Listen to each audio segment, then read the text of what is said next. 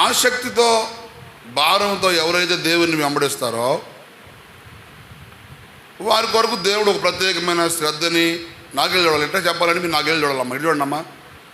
శ్రద్ధని కలిగి ఆయన దేవుడని, ఆయన రాజులకు రాజు అని, ప్రభువులకు ప్రభు అని, సర్వాధికారం కలిగిన దేవుడని ఎప్పుడైతే నువ్వు ఆయన ఆరాధించడం ప్రారంభిస్తావో నీ పైన ఆయన ప్రత్యేకమైన శ్రద్ధ నిలబడింది.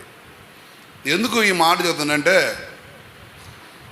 దేవుడు అందరినీ ఎన్నుకుంటాడు, కానీ ఎన్నుకున్న అందరినీ ఎంతమందిని అయితే దేవుడు పిలుస్తాడో వారందరి పట్ల దేవుడికి ఒక ప్రత్యేకమైన ప్రణాళిక ఉంటుంది. కానీ వాళ్ళ ప్రణాళికలో వెళ్ళే వారితో దేవుడు పోడు.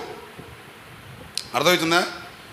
ఇప్పుడు నన్ను దేవుడు పిలిచాడు, నా ప్రణాళికలో నేను వెళ్ళడం కోసం నన్ను దేవుడు పిలవలేదు.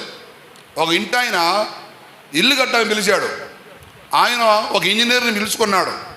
ఇంజనీర్ ఏం చెబుతుందంటే మ్యాప్ ఎత్తడం, నీకు అంతే మ్యాప్ ఎత్తడం, ఇక్కడ ఎల్ షేప్ రావాలి, ఇక్కడ పిల్లర్ రావాలి, ఇక్కడ ఇటు నుంచి మొత్తం ఉండాలి, ఇటు నుంచి స్లాబ్ కొంచెం డౌన్గా ఉండాలని ఇంజనీర్ ప్లాన్ ఎత్తడం.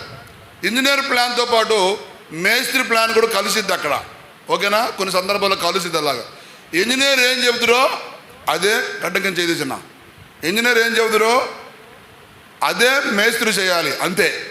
ఎందుకంటే మధ్యలో చాలామంది దేవుని యొక్క ఇష్టాన్ని, దేవుని యొక్క చిత్తాన్ని నెరవేర్చకుండా అడుగంటుపోయిన కుటుంబాలు చాలా ఈ లోకంలో ఉన్నాయి.